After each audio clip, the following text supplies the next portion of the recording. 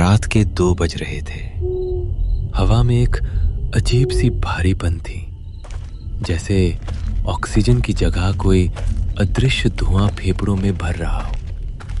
चारों ओर फैला सन्नाटा इतना गहरा था कि इंसान को अपनी ही धड़कनें किसी नगारे की तरह सुनाई दे रही थी। चारों ओर फैला सन्नाटा इतना गहरा था कि इंसान को अपनी ही धड़कनें किसी नगारे की तरह सुनाई दे रही थी। पैरों के नीचे सूखी टहनियों के टूटने की आवाज, चटाक करक। ये महज लकड़ी टूटने की आवाज नहीं थी। ऐसा लग रहा था मानो अंधेरे में कोई पुरानी कब्रों को खोदकर उनकी हड्डियां चबा रहा हो। राघव जंगल के बीचों बीच अकेला चले जा रहा था। उसकी टॉर्च की पीली रोशनी कोहरा चीरने में नाकाम हो रही थी। उसे महसूस हुआ कि उसके पीछे कोई है, एक ऐसी मौजूदगी जो ठंडी थी, जिसकी सांसों में सड़ांध थी। नहीं राघव, पीछे मत मुड़ना, बस चलते रहे। ये तेरा वहम है, सिर्फ हवा है। लेकिन जैसे ही उसने कदम बढ़ाया, पीछे से आने वाली फुटस्टेप्स भी तेज हो गई।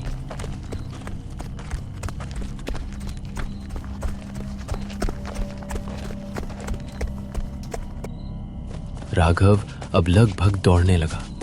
उसके फेफड़े जल रहे थे।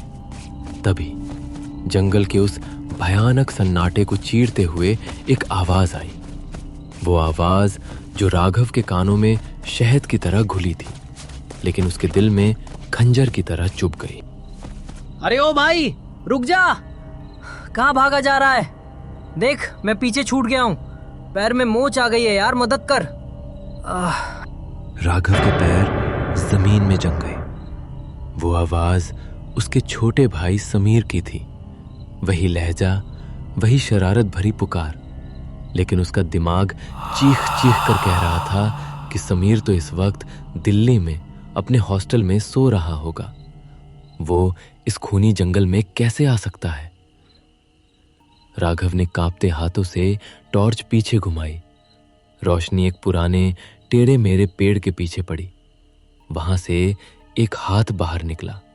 कलाई पर वही चांदी का कड़ा चमक रहा था जो राघव ने पिछले साल समीर को उसके जन्मदिन पर दिया था। समीर, तू यहाँ क्या कर रहा है? तू तो शहर में था ना? तू यहाँ कैसे पहुंचा? अंधेरे से कोई जवाब नहीं आया। बस झाड़ियों के पीछे एक हलचल हुई। एक लंबी काली परछाई जो किसी कीड़े की तरह जमीन पर रेंग रही थी, रोशनी के करीब आने लगी। जैसे जैसे वो आकृति बाहर आई, राघव की आंखों के सामने जो मंजर था, उसने उसकी रूह कपा दी। वो दिखने में समीर ही था, लेकिन कुछ गलत था। उसकी त्वचा रबर की तरह ढीली थी, जैसे किसी ने दूसरे के शरीर पर समीर का मुखौटा चढ़ा दिया हो। सबसे डरावनी उसकी आंखें थीं, या कहें कि आंखों की जगह सिर्फ 2 खाली गड्ढे थे, जिनमें से गाढ़ा काला तरल किसी तेल की तरह बहकर उसके गालों पर गिर रहा था। वह समीर नहीं था, वह छलावा था। रक्तवन का वह प्राचीन अभिशाप जो आवाजें चुराता था और शक्लें बदलता था। अचानक उस आकृति ने अपना मुंह खोला। उसका जबड़ा किसी अजगर की तरह नीचे की ओर खिंचता चला गया, यहां तक कि वह उसकी छाती को छूने लगा। एक ऐसी चीख निकली जो इंसानी नहीं थी। वह हजारों औरतों और बच्चों के एक साथ रोने जैसी आवाज थी। राघव पीछे मुड़ा और अपनी जान बचाने के लिए अंधाधुंध भागने लगा। लेकिन जंगल अब एक भूल भुलैया बन चुका था। पेड़ अपनी जगह बदल रहे थे, रास्ते बंद हो रहे थे। तभी जमीन से कुछ चिपचिपी टहनियां ऊपर उठी। नहीं, वे टहनियां नहीं थी। वे लंबी पीली पड़ चुकी इंसानी उंगलियां थीं जो मिट्टी के नीचे से निकलकर राघव के पैरों को जकड़ रही थीं। छोड़ो मुझे जाने दो। किसी तरह खुद को छुड़ाकर वो भागा।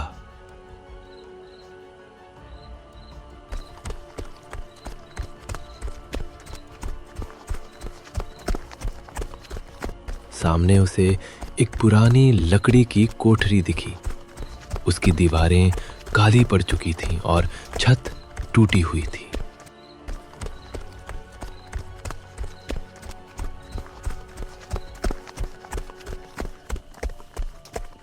बिना कुछ सोचे राघव ने दरवाजा धकेला और अंदर घुसकर उसे जोर से बंद कर लिया।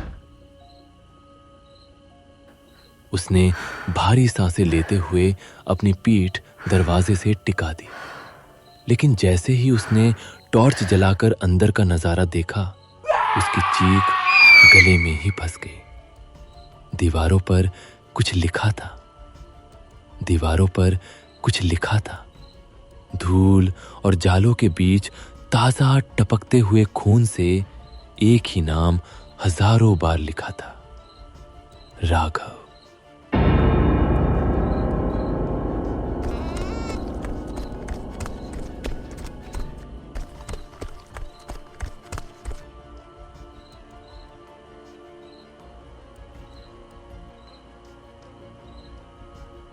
कोठरी के एक अंधेरे कोने से सिसकने की आवाज है।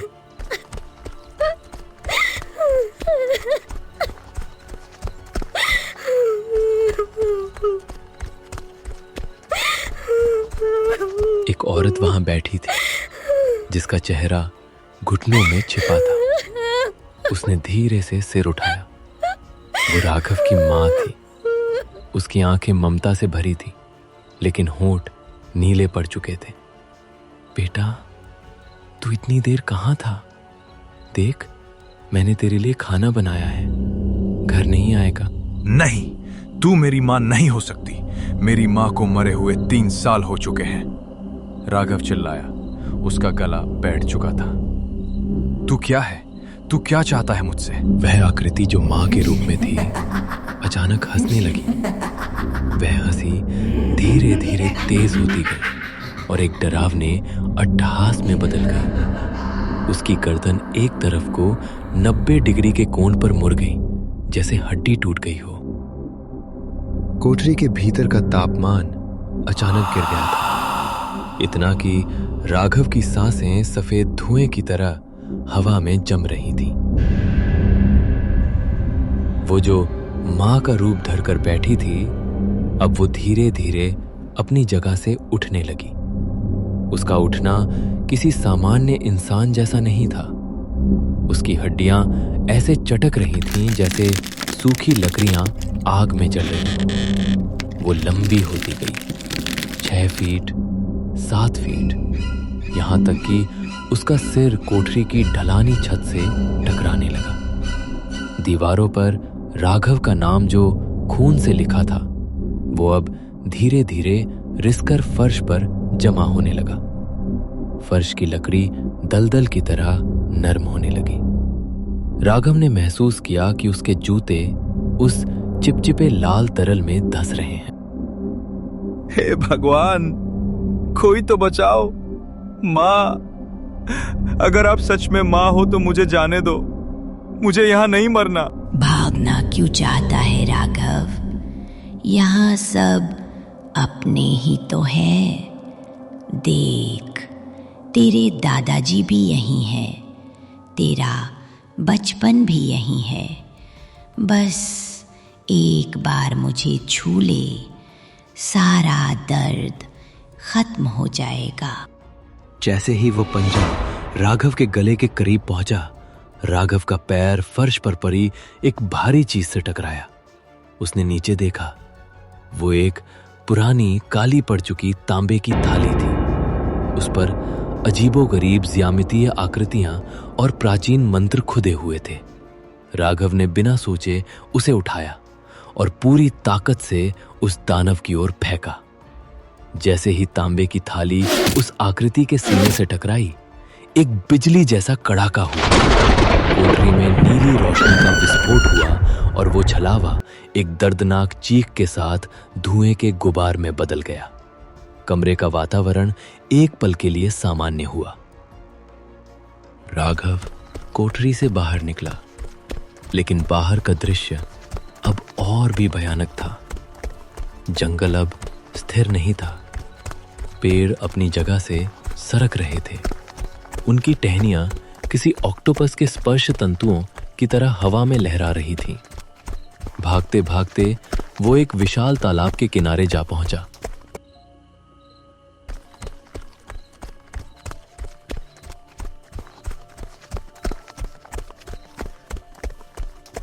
तालाब का पानी इतना काला था जैसे उसमें स्याही घोली गई हो। ऊपर चांद पूरा था, लेकिन पानी की सतह पर उसकी कोई परछाई नहीं थी। न ही वहां राघव की अपनी परछाई दिख रही थी। हवा बिल्कुल रुक गई थी। फिर भी पानी के बीचों बीच एक पुरानी नाव धीरे धीरे लहरें पैदा कर रही थी। उस पर एक बूढ़ा आदमी बैठा था जिसकी पीठ राघव की तरफ थी। बेटा, थक गए हो ना? इस किनारे से उस किनारे तक का रास्ता बहुत छोटा है। आजा, मैं तुझे पार उतार दूंगा। राघव का विवेक उसे चिल्लाकर कह रहा था कि ये मौत का जाल है, लेकिन उसके पैर उसके नियंत्रण में नहीं थे। वो एक सम्मोहन की अवस्था में था। हाँ, मुझे पार जाना है, मुझे घर जाना है। जैसे ही राघव का पहला कदम पानी के भीतर गया, तालाब की सतह पर हलचल हुई। अचानक पानी के नीचे से हजारों सफेद कंकाल जैसे हाथ बाहर निकले। उन्होंने राघव के टखनों को पकड़ लिया। वे हाथ बर्फीले ठंडे थे। धीरे धीरे राघव पानी के अंदर खिंचने लगा। तभी उस नाव वाले बूढ़े ने अपनी गर्दन पूरी तरह पीछे घुमाई। उसका चेहरा नहीं था, वहां सिर्फ मांस का एक सपाट टुकड़ा था। उसने अपनी एक लंबी उंगली से नीचे की ओर इशारा किया। राघव ने पानी के अंदर झांका और उसका कलेजा मुंह को आ गया। तालाब की गहराई में हजारों लाशें तैर रही थीं। उनकी आंखें खुली थीं और वे सब राघव को देख रही थीं।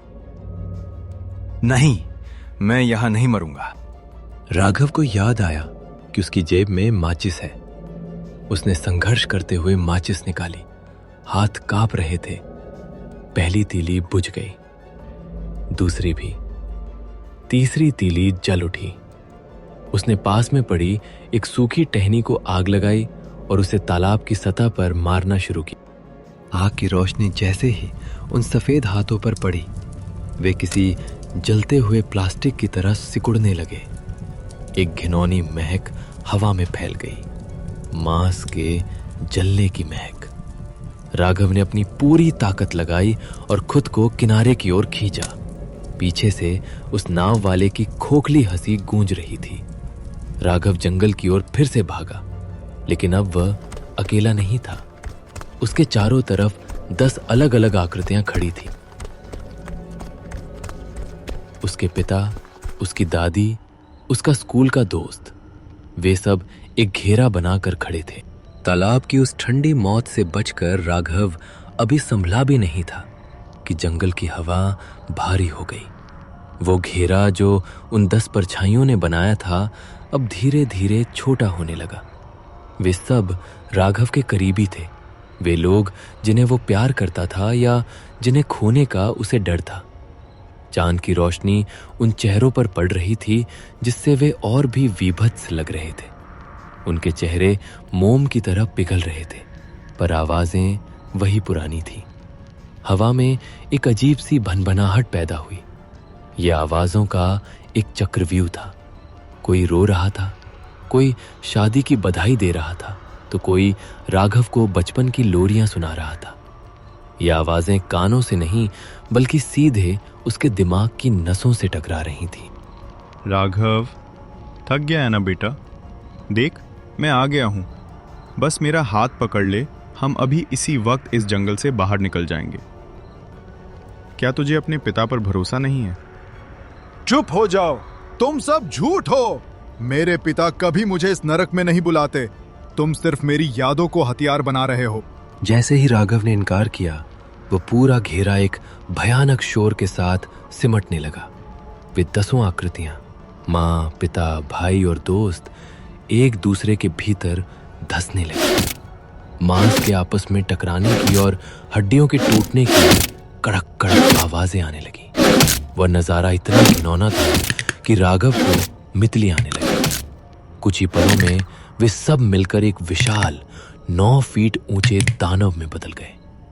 उसकी कोई खाल नहीं थी, बस लाल मांस और नीली नसें धड़क रही थी।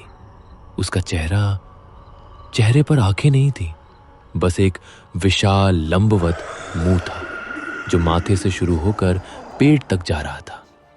यह छलावे का मूल स्वरूप था, अतृप्त और अनंत। राघव अपनी पूरी ताकत लगाकर भागा। झाड़ियां उसके कपड़ों को फाड़ रही थीं और कांटे उसके बदन को छलनी कर रहे थे, लेकिन वो पीछे मुड़कर देखने की हिम्मत नहीं कर पा रहा था। सामने एक विशाल सदियों पुराना बरगद का पेड़ खड़ा था। उसकी जड़ें जमीन पर ऐसे फैली थीं जैसे हजारों काले सांप आपस में लिपटे हुए हों। अजीब बात यह थी कि जैसे ही राघव उस पेड़ की छाया में पहुंचा, वो विशाल दानव रुक गया। वो अंधेरे में खड़ा अपनी लंबी जीभ बाहर निकालकर लपलपा रहा था, पर पेड़ के करीब आने की उसकी हिम्मत नहीं हो रही थी। राघव ने राहत की सांस ली, पर वो राहत क्षणिक थी। उसने ऊपर देखा। बरगद की हर एक टहनी से कुछ लटक रहा था। हवा चली तो वे चीजें आपस में टकराईं। वे फटे हुए कपड़े नहीं थे, वे इंसानी रूहें थीं। धुंधली पारभासी आकृतियां जो पेड़ से ऐसी बंधी थीं जैसे उन्हें वहीं फांसी दी गई हो। मूर्ख मुसाफिर, तू एक शिकारी से बचकर कसाई खाने में आ गया है।